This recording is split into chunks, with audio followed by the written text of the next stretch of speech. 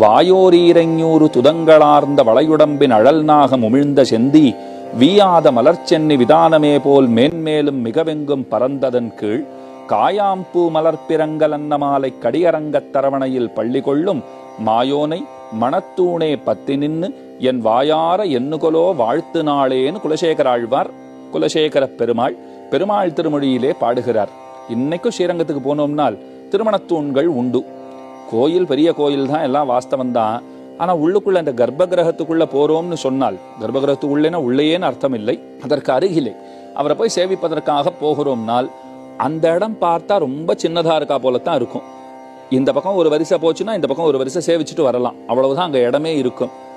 அந்த இடம் மட்டும் அவ்வளவு சின்னதா இருக்கே, போதா குறைக்கு 2 தூண்களை வேற அங்க வச்சிருப்பா, பகவான் மறைக்கிறா போல இருக்கேன்னு. அப்ப அங்க இருக்கிற பெரியவா சொன்னா, குலசேகர ஆழ்வார் பாட்டு தெரியாதான்னு கேட்டா. எந்த பாட்டுமே தெரியாதே, அந்த பாட்டா தெரியும், படுகிற பாடுதான் தெரியும். அந்த நாம் படுகிற பாட்டிலிருந்து தப்பிப்பதற்காகத்தானே இங்கே வந்திருக்கிறோம் அப்படின்னு பதில் சொன்னேன். அப்ப அவ சொன்னா, இந்த தூண்கள் எதற்காக தெரியுமா? நீ என்னமோ பெருமானுடைய தரிசனத்தை மறைப்பதற்காக நட்டு வைத்திருப்பதாக சொல்லிவிட்டாய்.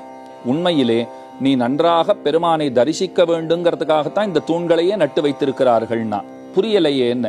அப்பதான் சொன்னா, பகவானை சேவித்த உடனே நீ மயங்கி கீழே விழுந்து விட்டாய் என்றால் தரிசனம் உனக்கு எப்படி கிடைக்கும்?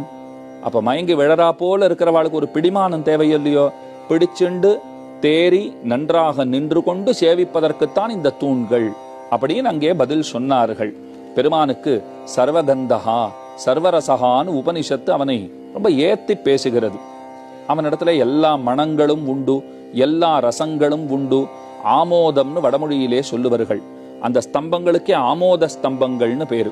பெருமானுடைய நறுமணத்தை நம்மளவும் கொண்டு வருகிற ஸ்தம்பங்கள் அப்படின்னு அந்த தூண்களுக்கு ஏத்தம் கொடுத்திருக்கிறார்கள்.